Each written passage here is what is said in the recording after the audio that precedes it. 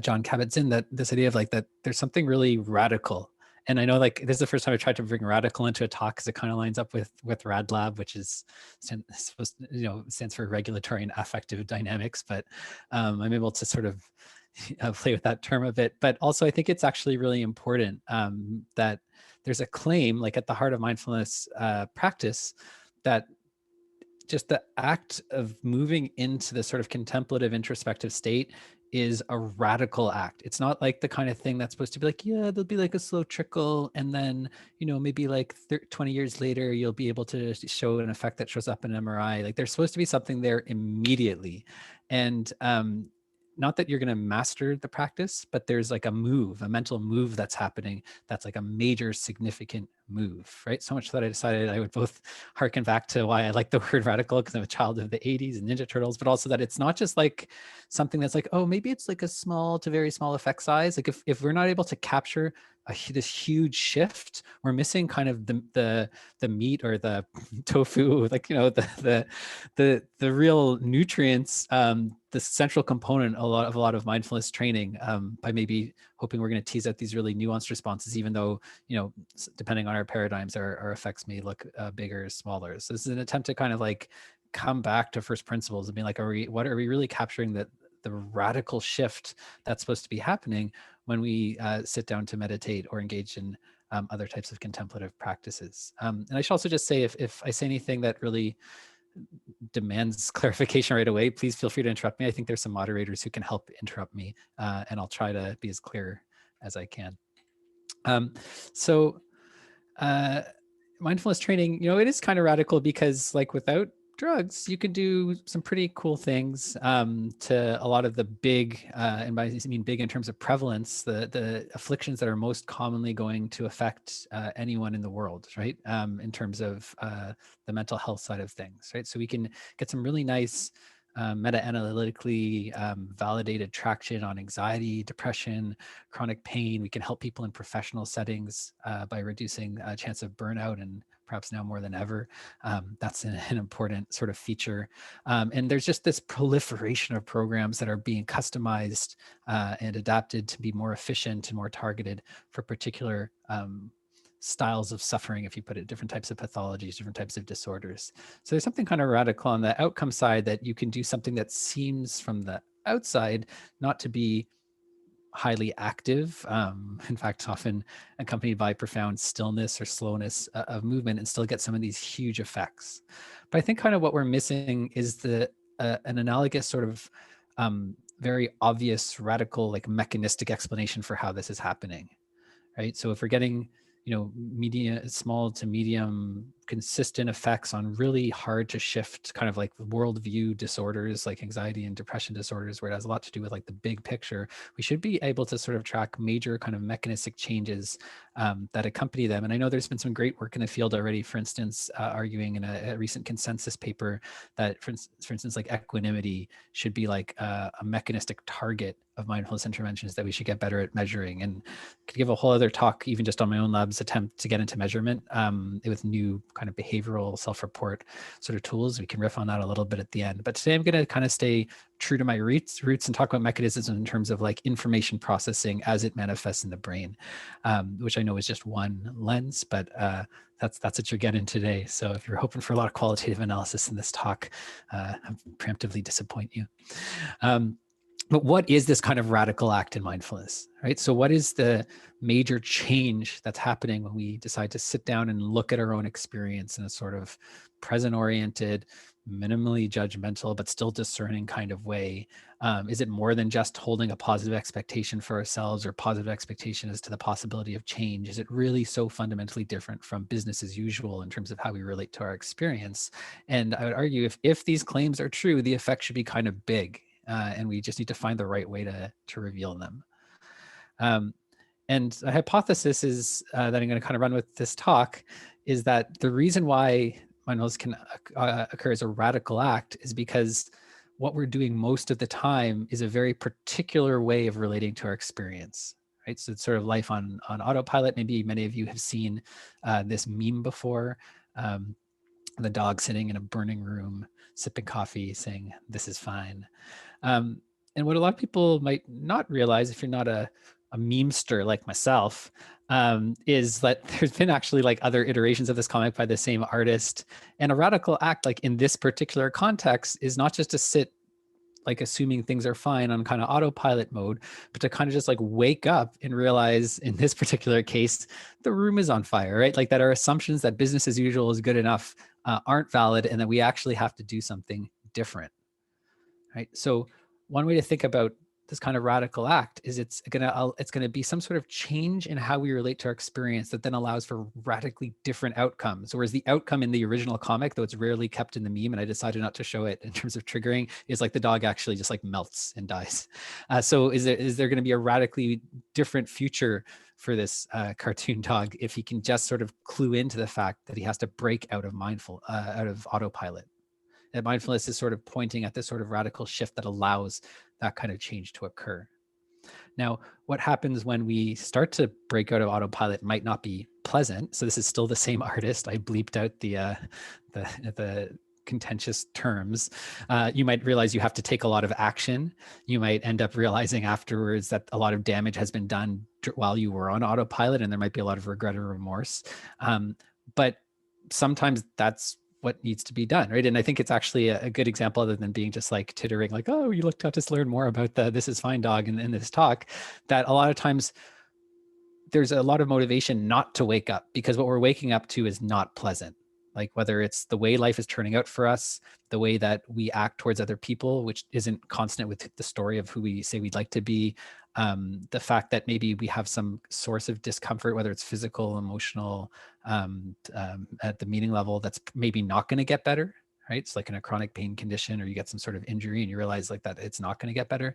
But you know, at the heart of it, if you don't wake up to this stuff, there's no power at all to do anything, right? All there is to do is let the fire just like melt the flesh off your bones to really stretch this just to the limit of being uncomfortable, which is what I like to do when I present.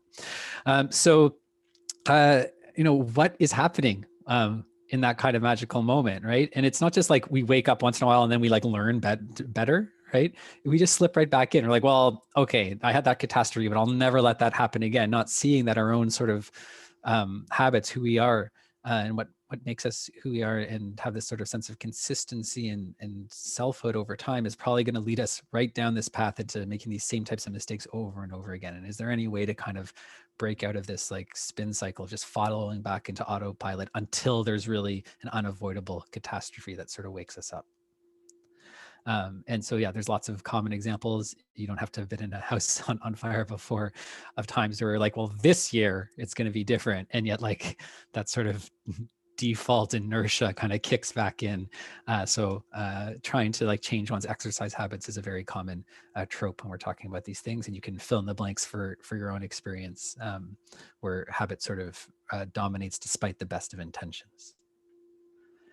And so what I kind of argue at from a sort of theoretical model is that what's radical is that we're not doing business as usual in terms of trying to see the world in a way that conforms to our expectations and provides minimal effort. We're actually like being willing to be upset. And I mean that in the very best sense of the term, by taking a new sensation that actually disrupts and disconfirms what we expect from reality. Right? So if you want to go a little Bayesian with this, or like free energy with this, there's this idea that what we see in the world is actually a combination of what we expect to see, meeting what we're actually getting from our senses at any given moment. And sort of the integration of those two things creates our representation of the world. And what we're seeing is really that representation, right? I'm not actually seeing the screen in front of me right now, but I have a good model of a screen, and that's sort of what I experience. And so if the screen suddenly disappeared, I might notice, but if it changed, like it got slightly darker, I might not notice, because my expectations will just kind of fill in the gaps. And so what mindfulness is trying to push us to do is to honor incoming sensation more, given that the default is to let our prior knowledge and expectations sort of dominate our way of relating to our experience, which also sort of then determines what we think is relevant in a situation, what we pay attention to, and what sort of responses we might undertake. So the cool thing is, I think in the past 20 years, cognitive neuroscience has advanced enough that we can sort of start to characterize these tensions, right? And at the time that I was doing experiments, that sort of at the start of my career, that were tapping into this distinction, I didn't have this kind of vocabulary around it. I didn't have the brain network vocabulary around it yet because it didn't really exist, but it sort of like sprung up all around me and like, great, now we have more conceptual tools to work with. So, for instance, that our prior knowledge of situations, our habits, both perceptual and our sort of output reaction habits, are probably supported by the default mode network, right? So it's this set of brain regions that lights up the most when we're doing things that are really familiar or habitual for us. It gets inhibited when we have to do things that are effortful or involve new connections, new patterns of behavior. And we know more and more about the default network from the time I made this slide almost a decade ago, that it actually has different subcomponents probably to it as well, that are supporting different types of perceptual mental habits, right? So you can have a network that taps a lot into the hippocampus and gives us sort of like contextual meaning and sort of memory affordances. You can also have a more sort of attentionally oriented set of habits that probably affects a lot of like how we see ourselves in space and relate to other people. And so there's all these different nodes, but you kind of have this still more nuanced, but still common consistent story of like the things we are sort of naturally inclined to do. The sort of autopilot mode might be being supported by default network processes. And I can tell you in the scanner, if you give someone a novel task and they just rehearse it over time, you can see a shift from other networks to the default network over time. So just like press what direction an arrow is pointing, first 5 or 10 seconds, you get a lot of like other salience, prefrontal stuff lighting up. And then over time, you just start seeing the default network kind of take over. It's like, oh, this is known. I can just rest on my expectations of what is going to occur, even if that involves how I respond to a changing stimulus, right? So we kind of have that sort of network that's giving us a sense of stability and common expectations on one side with the default network. And then the kind of cartoon distinction goes that if we want to take in new information, we might need a different set of brain networks to do that, right? So the current sensations are probably not going to just fall straight into the default network. They're going to show up in specific parts of the brain that are actually really, really robustly uniform across almost all people, which is where we receive sensory information, right? So everyone that I know of gets vision in the back of the head. Everyone knows what's happening on the surface of their body using this somatosensory hairband that kind of folds under to the insula to tell you what's happening on the inside of the body, and on for smell and for sound and for pick your sense. There's a representation area that's fundamentally like is geographically distinct from the default network. And of course, it's useful to the extent that we want to perceive things with our different senses. But what's unclear is how much of the sort of metabolic pie and how much of the sort of feed forward currency it really has to push against what's already expected, right? To go back to this graph just maybe one more time. Right. So there might be a trade-off actually between activation in our most basic architecture in our brains for sensation and consolidating what we know and sort of acting upon representation that's probably informed by a lot of previous life experience. And neither network is like the good network. Ideally, we probably want to have both of these things functioning and playing off of each other. And when we get caught in a pattern or life keeps turning out the way we didn't want, or we keep telling ourselves the same things, it feels like that's the kind of situation where the default network sort of processes are dominating the metabolic share in the brain, right? They're driving representation, and the simulation is actually much closer to the prior than it is to honoring the variability and chaos of incoming sensation. And so my earliest mindfulness study was asking people to go into the moment and be more sensory versus to talk about what they already knew about themselves in response to words on a screen. And we saw that distinction play out, right? That prior knowledge, when you ask people to judge if a trait word describes them or not, you get a lot of this cortical midline structures that are part of the default mode network. And when you ask people to sort of notice their response to the same trait words in a more sensory exploratory way, you see those network hubs turn down a little bit, and you start getting, at least in the context of people who have some expertise with mindfulness training, more activation in sensory regions, especially sensation from the surface and internal sensation of the body. So kind of start getting this sort of fledgling model for the tension that we're all kind of dealing with. And again, I'm not trying to say that one network is better than another, but that to the extent that we get locked into one way of relating to experience out of habit, that's really going to be limiting when something needs to change, right? And in most of our lives, there's a couple times when it would have been good to change what we already knew into some new way of acting or perceiving the situation. So why is it so radical to accept this kind of change is both something that we kind of deal with now, like I can't believe I didn't made that mistake again, or I can't believe I acted that way towards another person again, or I can't believe like I self-sabotaged working on this project again.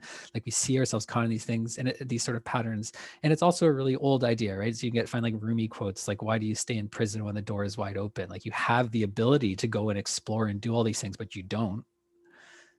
So what's radical is to stop just following your habits over and over again, especially when you know that they don't serve you.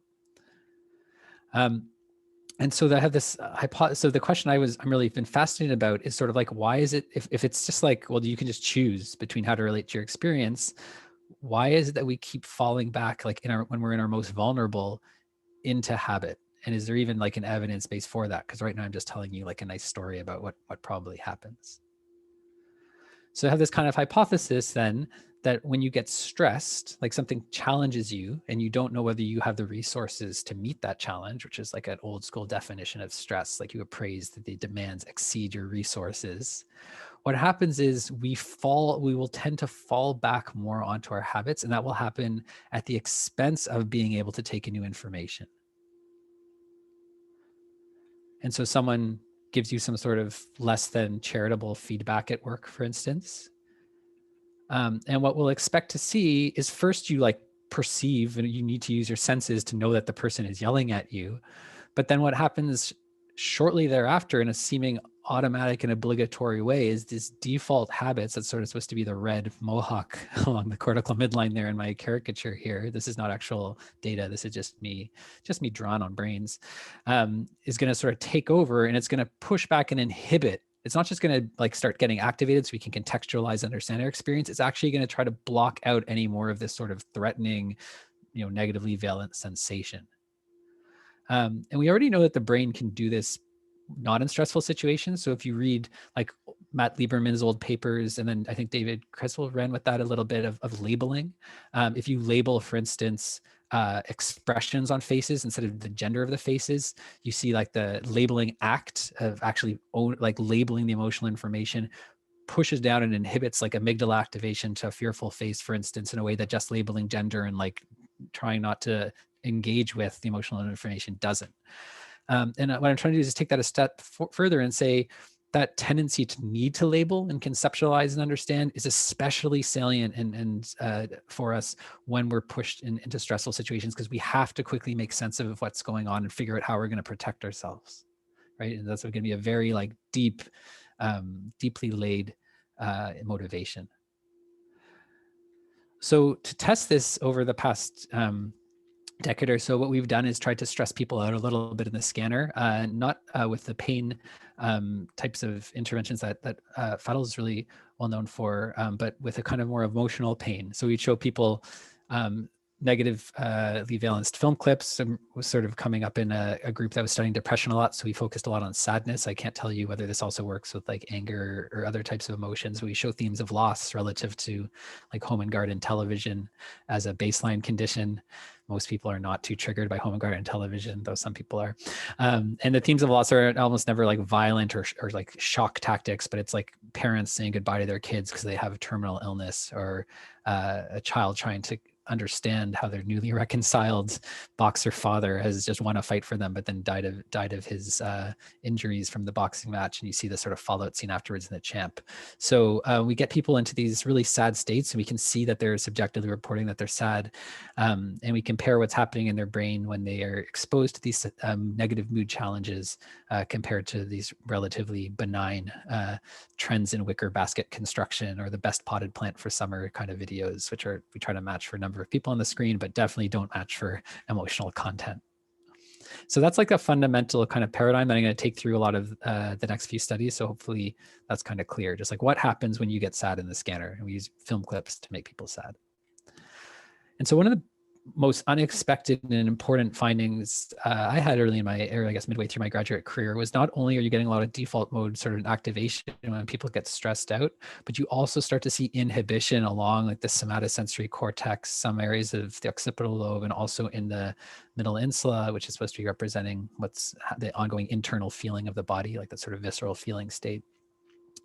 And out of all the changes you see when people get sad, it's actually this inhibition in areas like the insula that's driving depressive symptomology. So yes, like ruminating and thinking about your problems might make you think about a lot of bad things, but the thing that most directly predicts how much someone is really suffering, like in terms of feeling like life is hopeless or I'm worthless, like the really big judgments that characterize depression episode, it's being driven actually by the shutting out of new sensory information.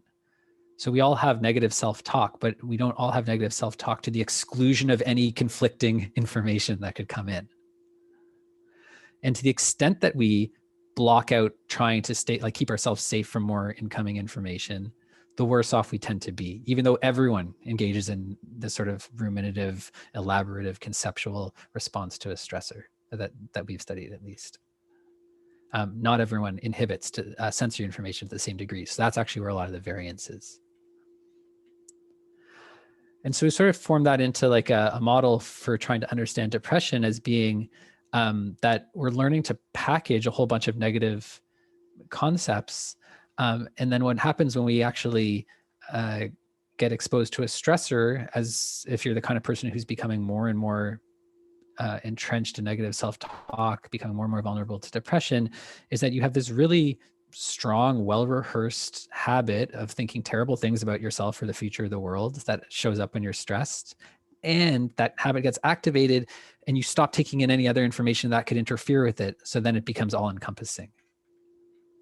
And that's why we see robustly across the clinical psychology literature that depression is actually carries cumulative risk, which means every time you become depressed in the past, you become more likely to become depressed again in the future.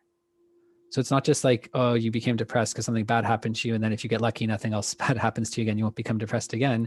The threshold for becoming depressed again, the amount of time it takes before the average person becomes depressed again, goes down with each depressive episode, as though the habit is becoming much more dominant, more deeply entrenched. And in the moment, what you do also matters. It's not just kind of your life history. And my colleague Zindel Siegel has done a lot of fine work showing that the types of thoughts you have in the moment when you're exposed to a stressor are indicative of this kind of scarring.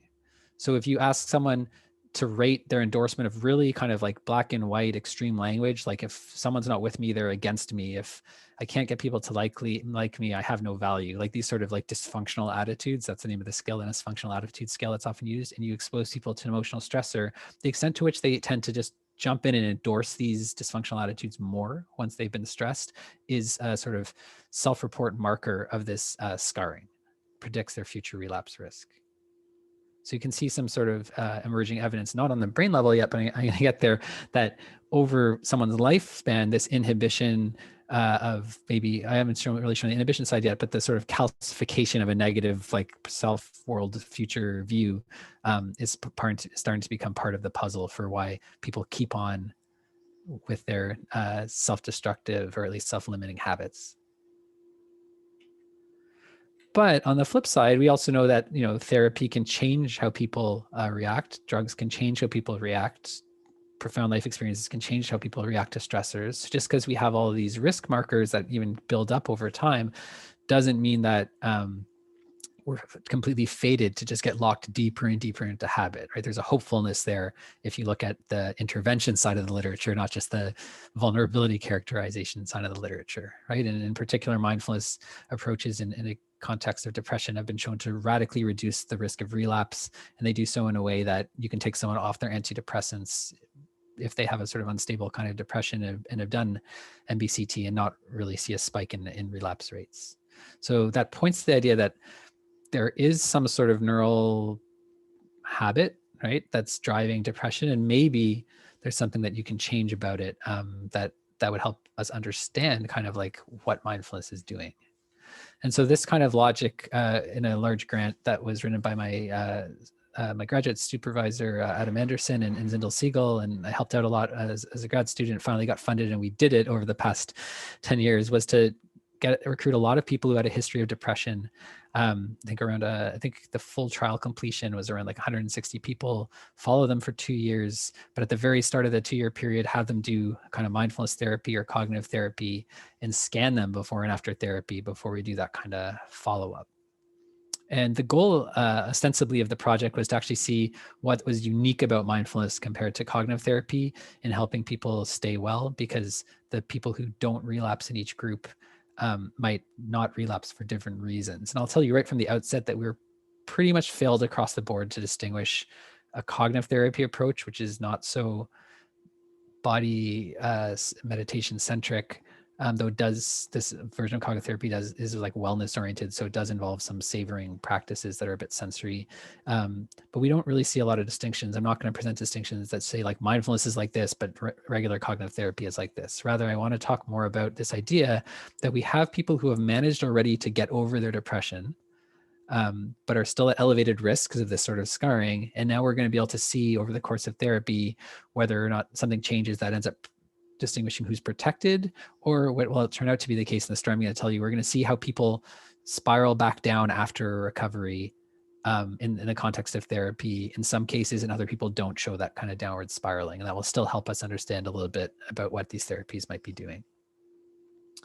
So we have them in the scanner right after we kind of confirm they're stably remitted, like at least I think a few months of being in remission, if not full recovery from depression. Then they go and do 8 weeks of one of these courses, mindfulness-based cognitive therapy or wellness-oriented cognitive therapy. Then we scan them again, and then we follow them for the better part of 2 years, checking in every month or two to see whether they've relapsed. And so we can use what happens at those baseline assessments as predictors of who's going to relapse. And we had a proof of concept study about this in like biological psychiatry or something in 2011, but this is more like the real deal, where we have like 85 people who've been scanned at both time points and have been followed all the way into 2 years. Okay, maybe that's enough to say about that, unless there's questions about that basic design. Oh, the last thing I'll say is, what are they doing in the scanner? A bunch of different things, but the thing I'm going to focus on today is that SAD versus neutral film task, because I already explained it, and that's what I got my slides for. But we're working on like some self-reference stuff and some reward processing stuff too. Norm, is this CBT or a variation of CBT, the cognitive therapy? Yeah, it's the FAVA adaptation to cognitive therapy. So it's not just about dismantling like maladaptive cognition. It is also about structuring positive experiences. It actually has some overlap with like Eric Garland stuff and more, where it's like you're not just trying to take away the bad stuff. You got to give people exercises that focus on the good stuff. So that's why this is kind of apologetics also in a way for why we don't see a ton of differences, but stuff where you actually have exercises around like go structure a positive experience and see what that feels like is starting to pull it a bit closer to mindfulness. But to be clear, it doesn't have formal meditation or anything like that in it. And one more just quick question. Mm-hmm. What were the sample sizes per group? It's roughly an even split, like, I don't know, 30, I'm just making up numbers now. Like we're in like the high 30s for one group and the low 40s for the other group. Wow, really? Yeah, okay. So it's a lot of work, and I got an acknowledgement sign at the end of the like scores of people who've helped us with this, and we've been years and even analyzing and figuring out how to package it. We've actually published the first 2 papers from this study, but it's just the behavioral data, like the clinical outcome data, and both papers are in Journal of Clinical and Consulting Psychology. I think Zindel's first author on one, and I'm the first author on the next one. I'll talk a little bit about the behavioral stuff too. Thank you. Yeah, thanks. Okay, so I just again want to highlight that they're recently remitted, as again to sort of foreshadow that we might not see a huge amount of training effects, but we might see, when the training is not working, a deterioration effect, sort of like Mishi has shown with people about to deploy for the military. So this is all new stuff, getting ready to submit it hopefully in the next few weeks. The first thing I want to show is when you show people SAD film clips compared to neutral film clips, you get massive deactivation of a lot of the sensory and posterior areas of the brain, and a lot of activation of the prefrontal areas of the brain. That's panel A there. If you regress current symptom burden, because they are remitted from depression, but they still have some residual symptoms onto this pattern, you see, again, a replication of like the posterior and middle insula and somatosensory cortex level of deactivation is predictive of having higher depressive symptoms. So that's a replication of the 2010 emotion paper. And that's also shown in the bar graph.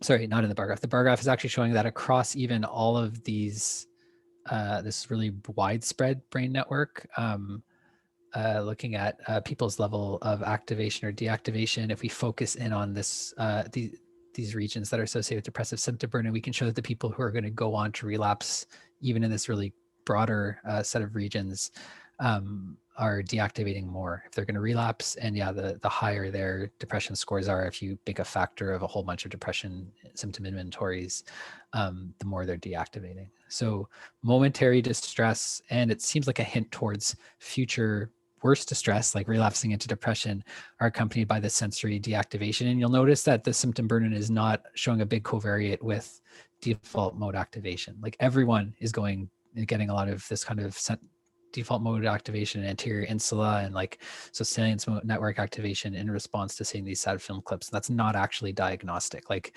thinking about emotionally intense experiences is not the problem here. In other words, the biggest marker of the problem is the sensory deactivation. So we then would regress future relapse onto this pattern instead of just current symptoms, which was on the previous slide, and we get bilateral somatosensory and a little bit of motor cortex, and you can kind of see it tucked under. It doesn't make it quite to the cortical surface, some occipital stuff when they're watching movies, and some ventrolateral prefrontal cortex activation. I'm really going to focus here on the somatosensory stuff because that's the story I want to tell, showing that even at baseline, when they first come into the study, and especially after therapy, if they are deactivating more than usual in these regions, then you're going to see a much higher likelihood of relapse. And the panel C there is these, it's an ROC curve just showing like how well we can get away from just guessing who's going to relapse or not if we use the different time points. The more recent time point of the two to the follow-up period is better, and even better is to combine or average the 2 time points information. And this is this deactivation effect specifically in the right somatosensory cortex that I'm plotting in the bottom here. So not only are you feel bad while you're deactivating, you feel depressed while you're deactivating, you're much more likely to relapse into depression. If you do, here's showing the same data a different way in a survival curve that actually out of the, if you didn't treat these people at all based on their modal number of past episodes, which is like around 4 past episodes, is not like a healthy history kind of population, you'd expect around half of these people to relapse over 2 years. But the people who actually, if the overall group is protected, they're all going through clinically efficacious therapy, so their overall relapse rate is actually only in the mid-20s. But even within that, there's a massive difference between the people who don't show a lot of this inhibition. This is just a split half of who's inhibiting more and who's inhibiting less. The low inhibitor people are only relapsing at like a 10% rate, and you're getting close to 40% rate over the 2 years for people who are high inhibitors. So that's interesting in terms of like, yeah, it really is bad for you to do this. But also if you, a canny viewer would say, but you didn't change any of that stuff with therapy. So like, is that really what mindfulness is doing? And I'd say that's a good point. I wish we had been able to show a sweet mindfulness effect here, but it does point to this as being part of the problem, is this closing out of taking in new sensory information. We really tried to stretch and find like what is changing in the group of people who stay healthy, the remitter group from time 1 to time 2. We did uncover a second pattern in the left dorsolateral prefrontal cortex, where really the remitters weren't changing that much. If anything, they were maybe learning to deactivate a little bit of their prefrontal cortex. I don't know why the dotted line isn't right on 0 here. That would make it easier to read.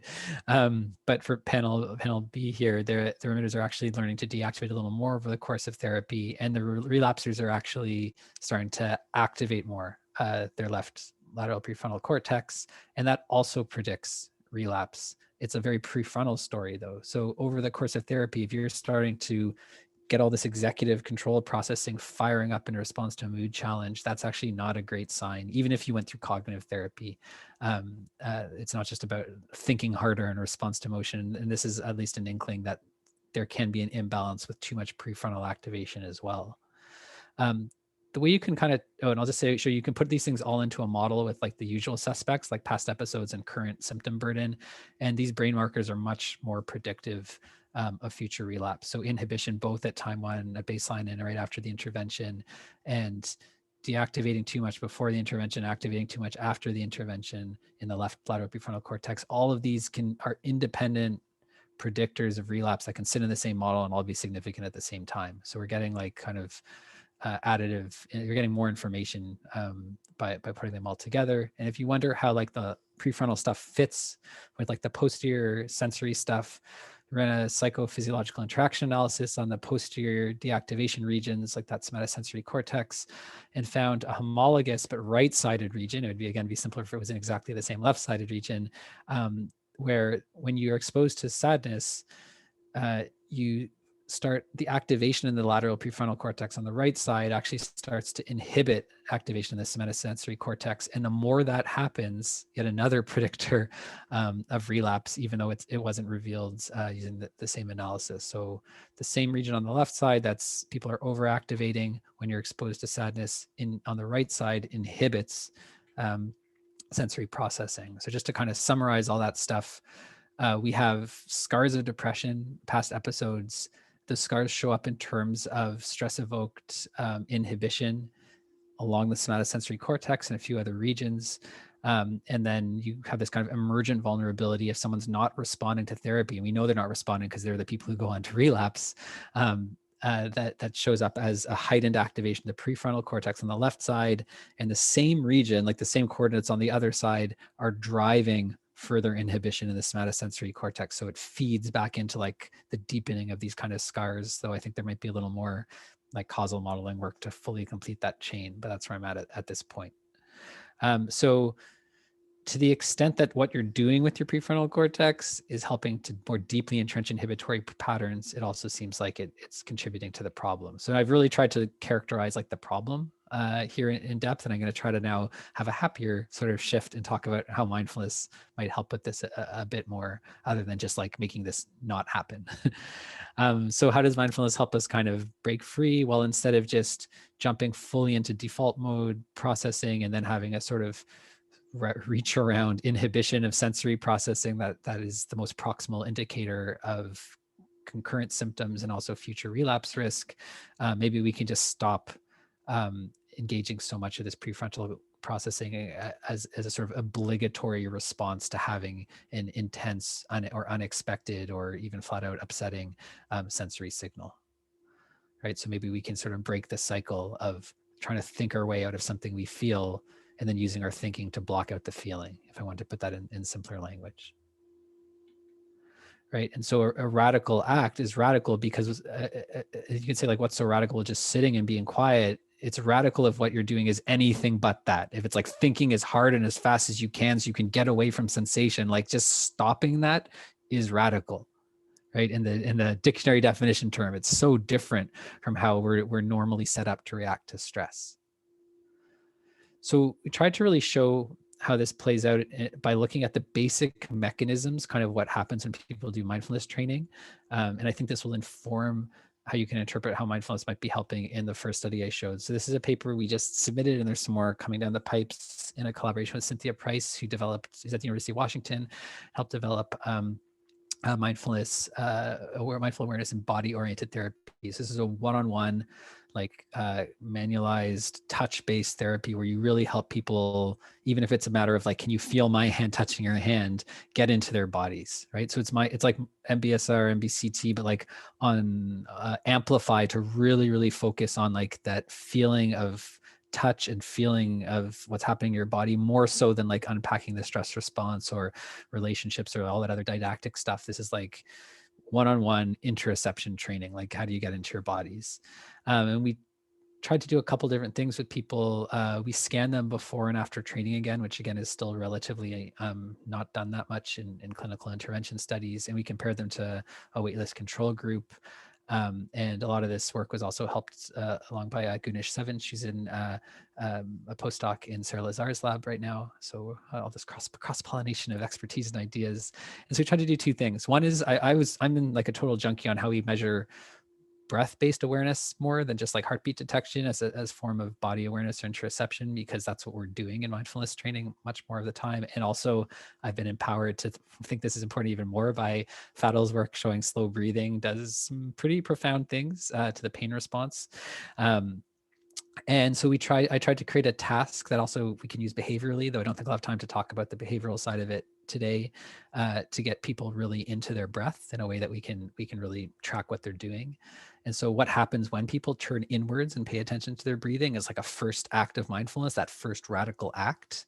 And then what are the downstream consequences of participating in those sort of radical acts over the course of an 8-week course of training like MABT compared to controls, where we can actually try to find evidence that things are changing within the same person who's practicing, which again is very rarely done, despite how much, for instance, the insula is talked about as the seat of addiction or the place where people conflate sensory information with broad life appraisal. There are very few studies that show within person change in the brain in that sort of sensory processing. So 2 phases: what happens momentarily when you focus on the breath, and second phase, what happens to brain connectivity over the course of training compared to controls.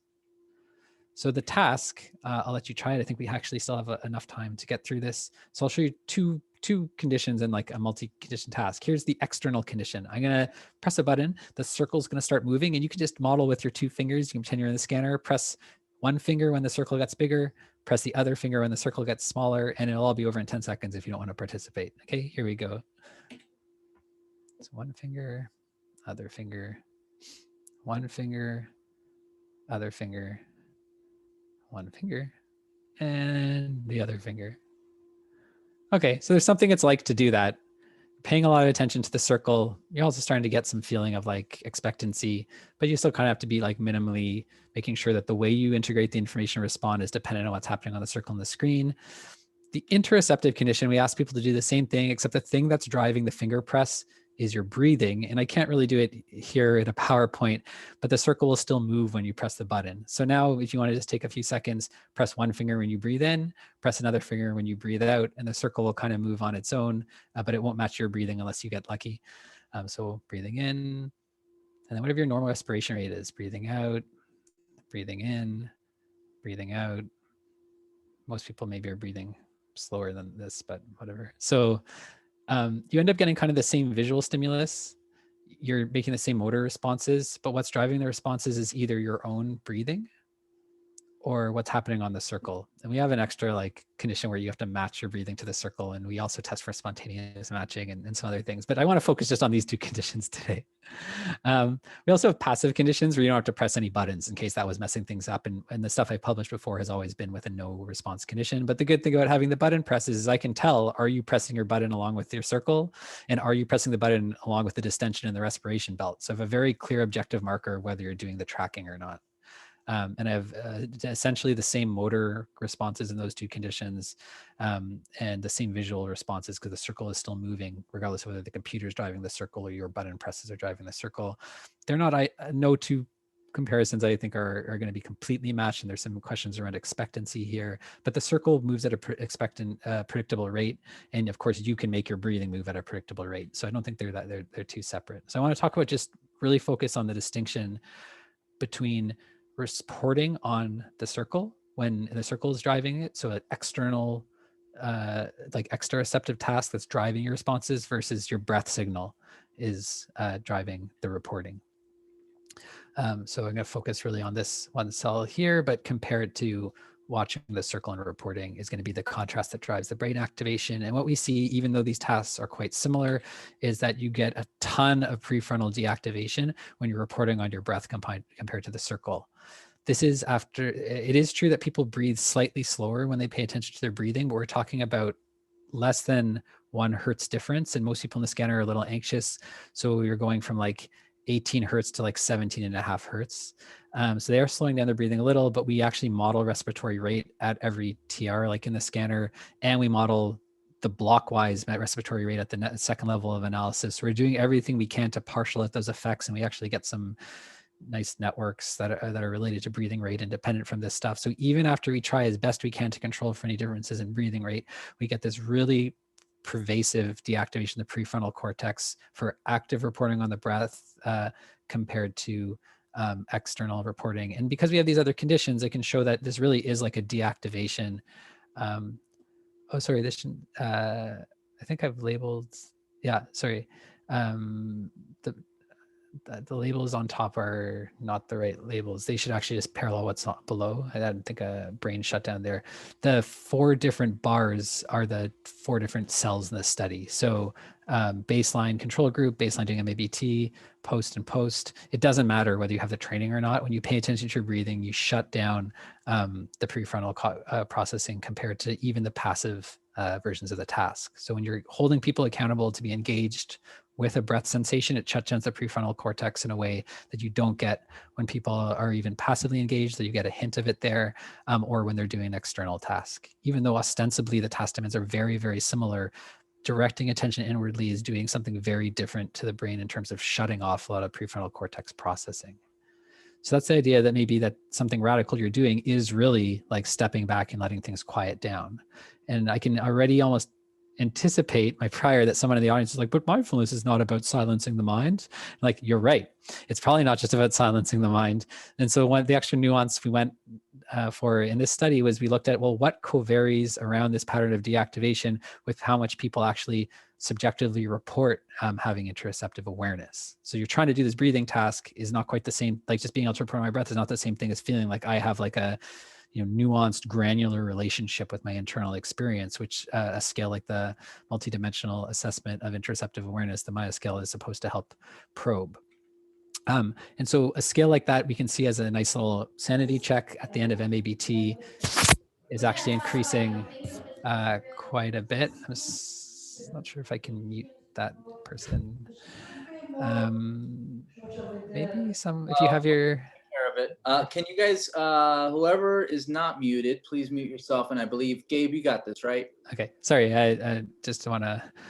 No, I want to just give you the raw uncut, just my voice. Yeah, you get a big increase in MABT, the MABT condition, more so than you get just due to positive expectancy or retesting in the control condition when they do MABT. And we can use the the Maya scores, their subjective interoception scores, as covariates as to what's happening when people are in the scanner doing this breath-focused reporting task.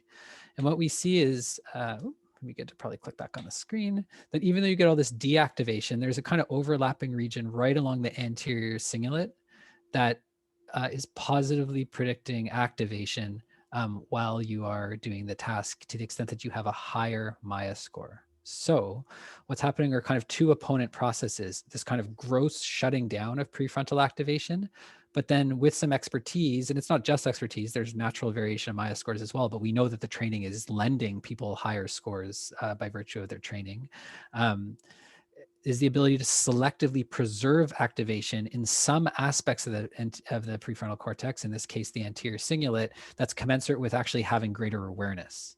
And if you're like a sound engineer or something, you'd be like, of course, like this is how you get signal, is you don't just like turn up the volume, you need to actually lower the noise. That's why people record in studios. And once you're in the studio, then if you attend to a particular signal, now you actually have a chance to really see what's going on.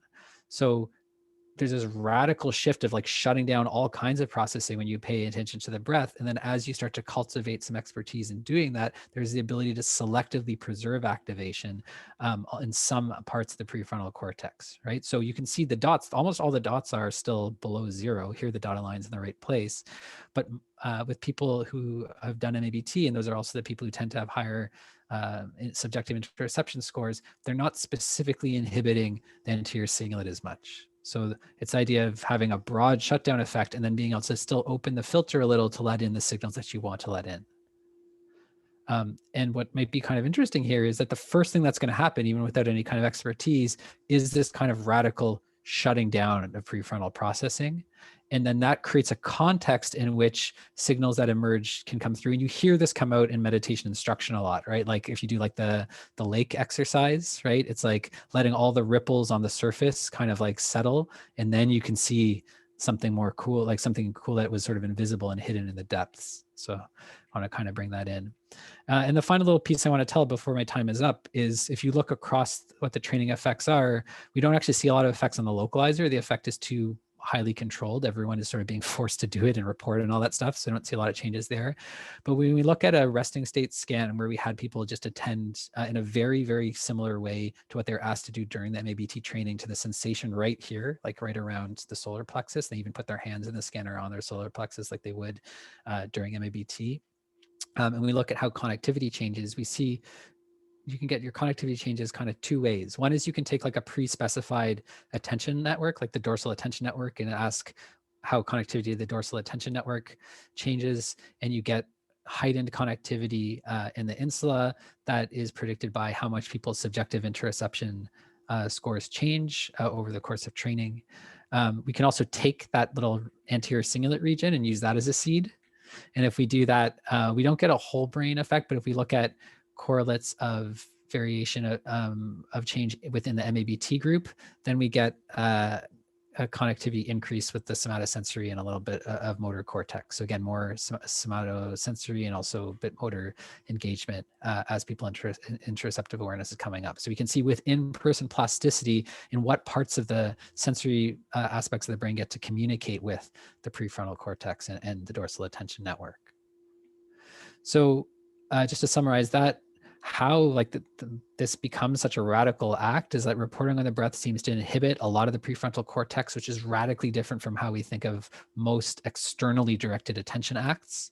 And with some expertise, with some practice, we can learn to selectively spare some parts of our cortex from deactivation to allow information processing to continue to flow and propagate forwards the prefrontal cortex. And we know that that propagation is actually increasing as a function of training response, right? Increases in Maya scores in the context of training.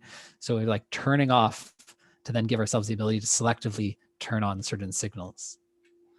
I don't really have too much time to get into the qualitative aspects of like how this training plays out, other than to say that it's not so much about the eradication of residual symptoms, but much more the feeling of growth and the ability to decenter or know one's mind and to also tolerate the presence of negative emotions. So the classic like awareness and attitude components of mindfulness training that we see really going up. This is going back to the first study over the course of a 8-week course, but continues to go up as people practice over time.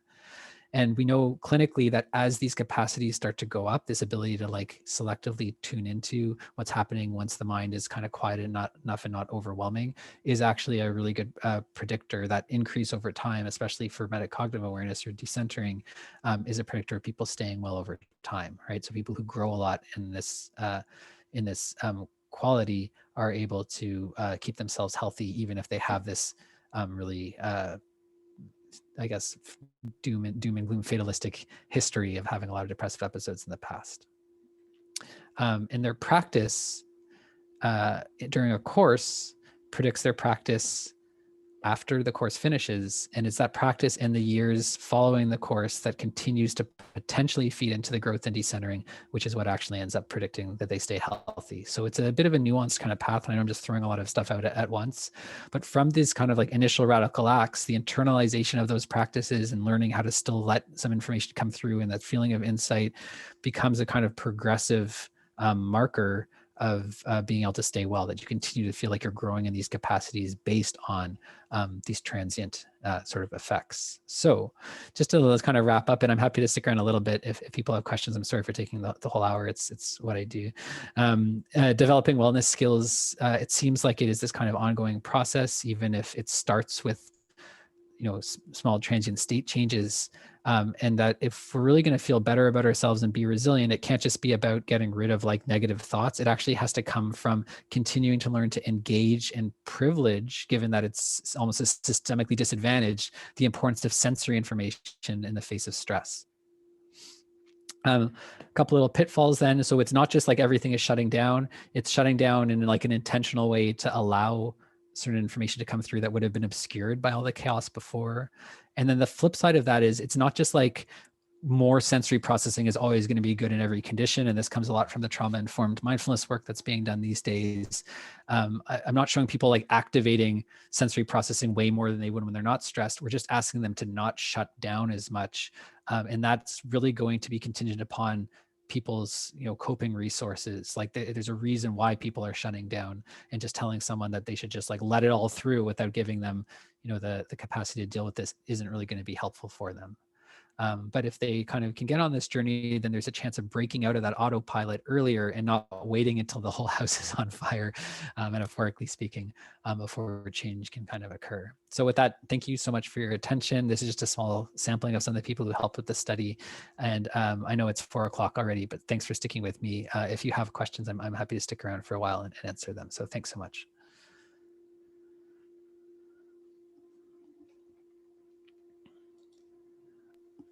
I'm Zoom room clapping. So what is the sound of one picture of a hand clapping? Yeah. Thank you, Norm. That was freaking awesome. Per usual, you got a lot of new data.